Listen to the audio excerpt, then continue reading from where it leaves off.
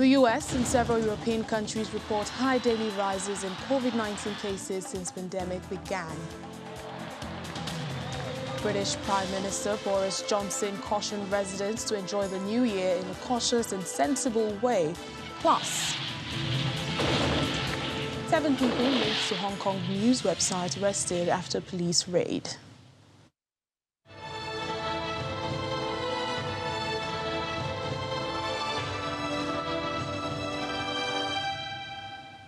Hello and welcome to the program. I'm Layo Adegoke.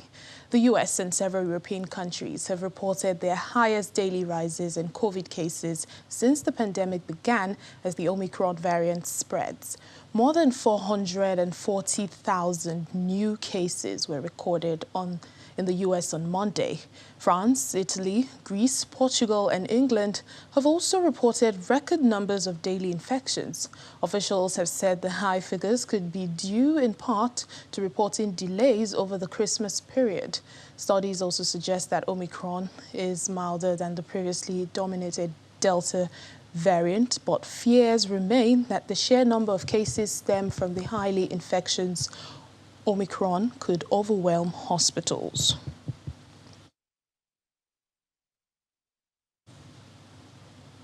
Well, New York City wants to stop quarantining entire classrooms exposed to the coronavirus and will instead prioritize a ramped-up testing program so that asymptomatic students tested negative for COVID-19 can remain in school.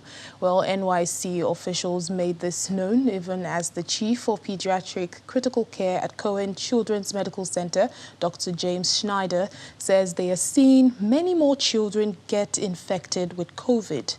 On Monday, the U.S. Centers for Disease Control and Prevention, CDC, shortened the recommended isolation time for Americans with asymptomatic cases of COVID-19 to 5 days from the previous guidance of 10 days. Well, I think we're still seeing a very wide range of symptoms that children are presenting with. We have a number of kids who are testing positive for COVID, but they come in for other non-infection related symptoms or for treatments such as elective surgeries, or if they come in with a trauma or other clear non-infectious sources of requiring admission. But we are seeing a number of kids who are also coming in with the classic respiratory failure symptoms where they need oxygen or they need breathing machines like ventilators and requiring many whom require ICU care. So we're seeing very similar to what we've seen all throughout the pandemic. We're just seeing much more of it right now.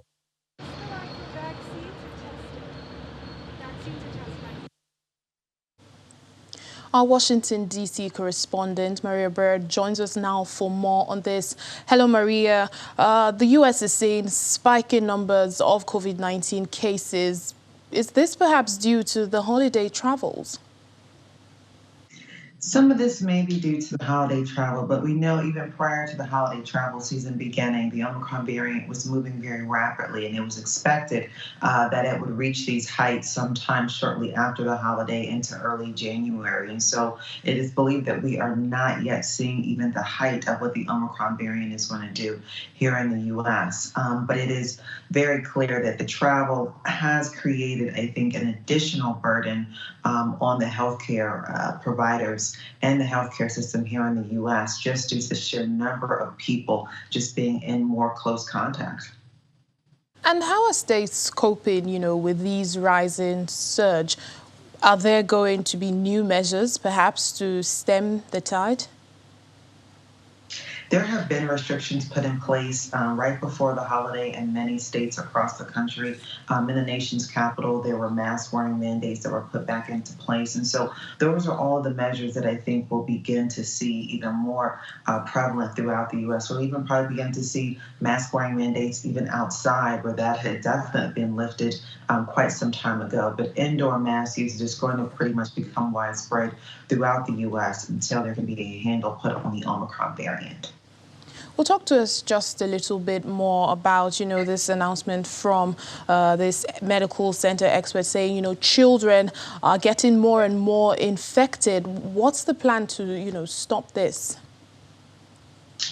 It's very unfortunate that we're seeing this spike within children. We know that children are now eligible for the vaccine, so there's hope that that will obviously curb the contraction rate for children. But we also know that children are in school together and they're in close contact, even closer contact than many adults. Many jobs have not yet gone back to full in-person workforce, but schools have pretty much all gone back in person. We are noting that many school districts across the U.S. are beginning to delay the start of in-person school. They'll be going virtual much after the beginning of the new year. And so that is probably going to begin to happen across the country as we begin to see the infection rates of children escalating. And as it was mentioned earlier, that there are children that are just going in for routine or other types of ailments that are finding out that they are positive with COVID despite the vaccines. And so we know that we will begin to most likely see that some of the schools will have to either delay the in-person start or begin to have other measures put in place to ensure the safety of our children. All right, Maria, just finally, and on a lighter note, it's a few days to the new year. What is preparation looking like in the U.S.? I think people are ready to put back 2021. That is what you're hearing across the U.S. They are ready for 2021 to be see you later, bye-bye. Ready for 2022. It was always expected. People didn't believe it. Dr. Fauci and many other leading scientists have stated that 2022 was going to be a time where we were going to begin to see somewhat of a curbing out of COVID-19. So I think people are very hopeful that into 2022 we'll begin to get a handle on the virus and that this Omicron variant will be the end of what we have seen that has been quite a challenging almost 2 years for the U.S. And so I think people are hopeful. They're looking forward to a bustling economy, getting back to some things that they have always enjoyed in the past. All right, then. Thank you so much, Maria. Thank you. British Prime Minister Boris Johnson is cautioning people in Britain to enjoy the new year in a cautious and sensible way. On Wednesday, Prime Minister Johnson warned that the overwhelming majority of patients ending up in intensive care with COVID-19 had not received their booster vaccine, as he also urged people to get their jabs. He was on a visit to a vaccine center where he had been told by some doctors that up to 90% of patients with COVID-19 in intensive care had not received their booster shots. I cannot stress too much how vital it is for everybody to get that booster jab, particularly the 2.4 million people who've had 2 jabs but haven't yet had their booster. They had 2 jabs more than 6 or 7 months ago, so they're eligible for their booster, but they're not yet coming forward to get it. So I would say to people, come forward and get your booster. It's a fantastic thing to do. It makes a huge amount of difference to you. It protects you. And I'm sorry to say this, but the overwhelming majority of people who are currently ending up in intensive care in our hospitals are people who are not boosted. I've talked to doctors who say the numbers are running up to 90% of people in intensive care who are not boosted. If you're not vaccinated, you're 8 times more likely to get into hospital altogether. So it's a great thing to do. It's very, very important. Get boosted for yourself and enjoy New Year sensibly and cautiously. I've had so many emails. Well, let's get more on COVID stories around the world. Here's the Global Update report.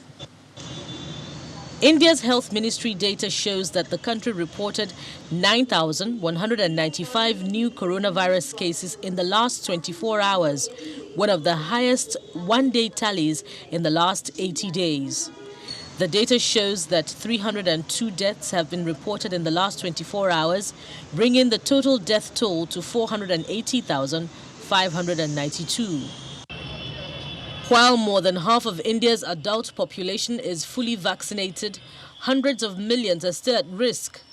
Doctors warn that if an Omicron-fueled third wave of infections hits the country, medical facilities could be overrun very quickly. China's COVID-19 vaccines have bolstered Nicaragua's voluntary vaccination program, with local residents expressing strong faith in their safety and effectiveness.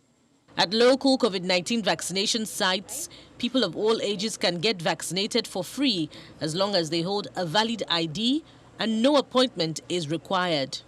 Nicaragua has so far received 2 batches of China-aided COVID-19 vaccines. Okay, then you're gonna cough. Research by South African scientists suggests that Omicron could displace the Delta variant of the coronavirus because infection with the new variant boosts immunity to the older one. So the sample was small. It's all we could get during the holiday period. You know, this is we did this study in South Africa, and so we don't know yet how it applies to other countries. But within those limitations, I think the conclusions are what they are. We've did small studies before. They generally were correct. They were correct up to now, so we didn't mess up so far. In the latest, dozens of Broadway shows, including Hamilton, The Lion King and Aladdin, have been forced to cancel performances over the past 2 weeks as the virus has raged through the city despite vaccine mandates for cast, crew and audience.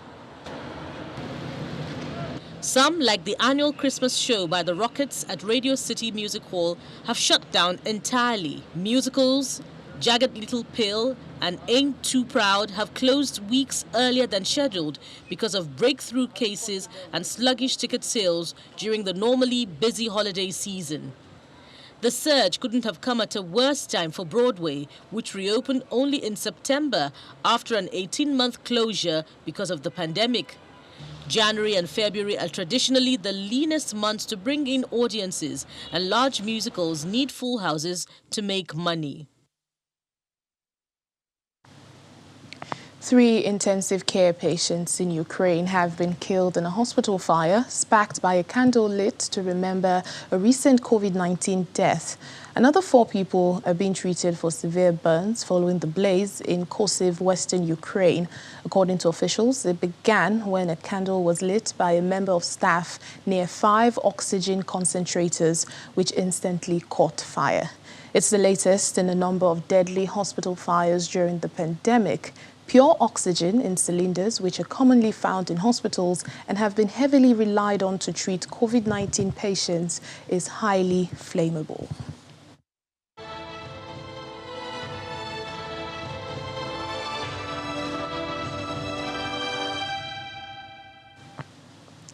Still ahead on the program.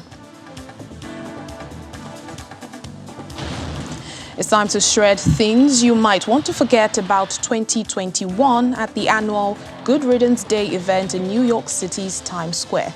Stay with us for more details.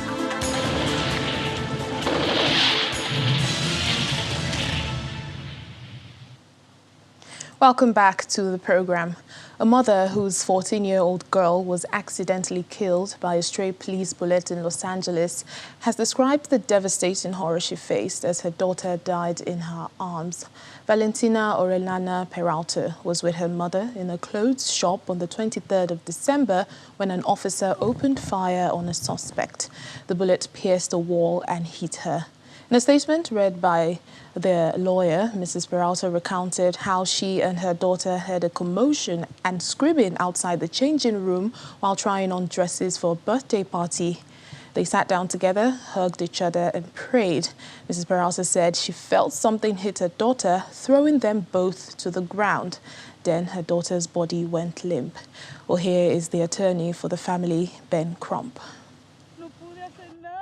Get information. Right now, the family is trying to do what no parent. Mr. Juan Pablo is still trying to figure out how to get a decent night's sleep. He hasn't slept since his only biological child was killed. Her mother continues to talk about being pulled away, leaving her daughter lying there alone.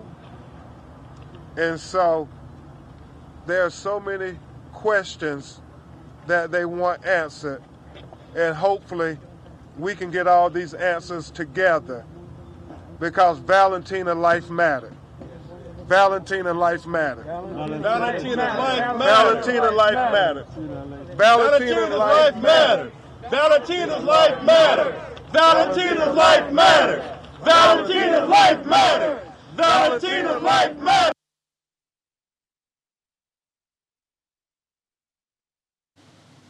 One of the last pro-democracy media organizations in Hong Kong, Stand News, is shutting down after it was raided by police and senior staff were arrested. 7 people, both current and former employees, were detained by Hong Kong police for conspiracy to publish seditious publications. More than 200 police officers were sent to raid the publications office. Hong Kong police said in a statement they were authorized to search and seize relevant journalistic materials. In the meantime, the Hong Kong police says that they have not ruled out making future arrests amid an investigation into pro-democracy media outlets. Former U.S. Senate Majority Leader Reid has died at the age of 82. He was a Nevada Democrat who rose from humble beginnings to lead the upper chamber during the presidencies of George W. Bush and Barack Obama.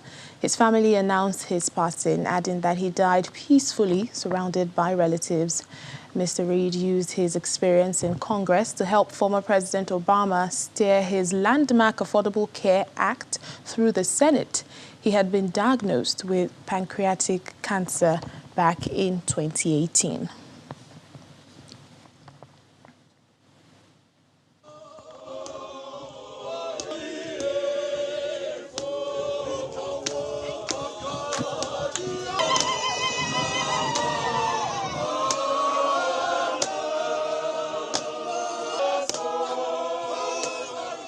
Well, South Africans continue to celebrate the life of anti-apartheid hero Archbishop Desmond Tutu, who died on Sunday. Earlier today, Johannesburg's Anglican Church dignitaries and local figures held a memorial service remembering him outside his home in Soweto. Joined by clergy members, Johannesburg's Mayor Fo Falatse and choirs, the city Bishop Stephen Moreo spoke of the late Tutu, saying he was motivated by his faith in the Lord. Join everybody as we say to our Father, fare thee well, but more so as we say to him, thank you for who you were. I believe that he was motivated by his faith in the Lord. He had faith in God. He had faith in the people. He had faith in himself. He had faith in others. He had faith in the capabilities of others. He believed that every human being has been given faith by God, and they are all divine. And he walked around the cathedral precinct. As we lay to rest our father, our friend, our mentor, our everything, who had these 3 things that will remain: faith, hope, and love. Thank you. Meanwhile, the Archbishop of Cape Town has been speaking of the final communion he had with Desmond Tutu on Christmas Day, the day before he died at the age of 90.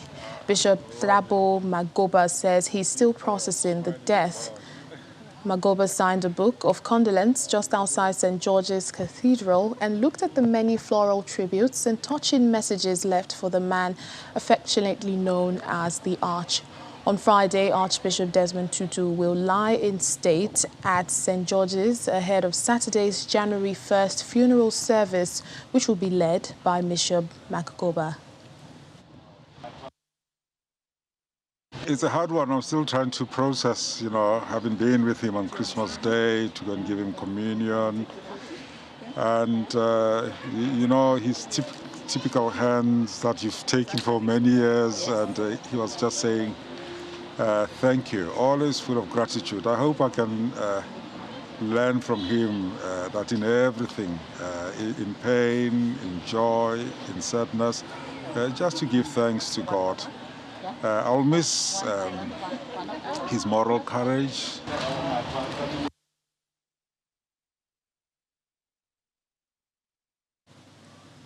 As the year 2021 comes to an end, UN Secretary General Antonio Gutteres is giving his New Year message.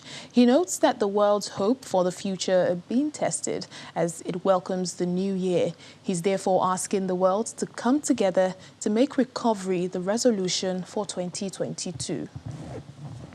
The world welcomes 2022 with our hopes for the future being tested. By deepening poverty and worsening inequality, by an unequal distribution of COVID vaccines, by climate commitments that fall short, and by ongoing conflict, division, and misinformation. These are not just policy tests. These are moral and real-life tests. And they are tests that humanity can pass if we commit to making 2022 a year of recovery for everyone.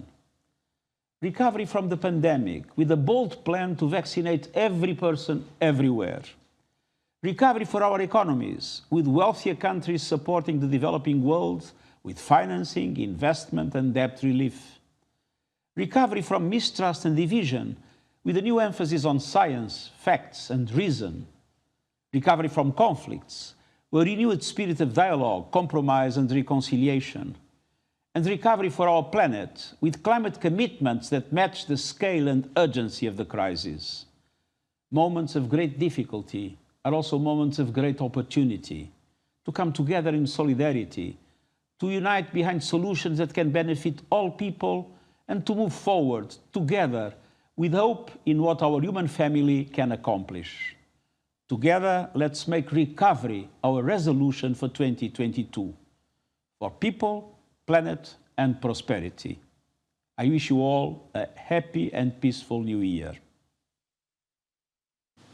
Well, it's a few days to the end of the year 2021, and you might want to join a few dozen people who are lining up to shred things they want to forget about 2021. Or many of them say it includes, but it's not limited to, the deadly global pandemic that is still haunting the world at the annual Good Riddance Day event in New York City's Times Square.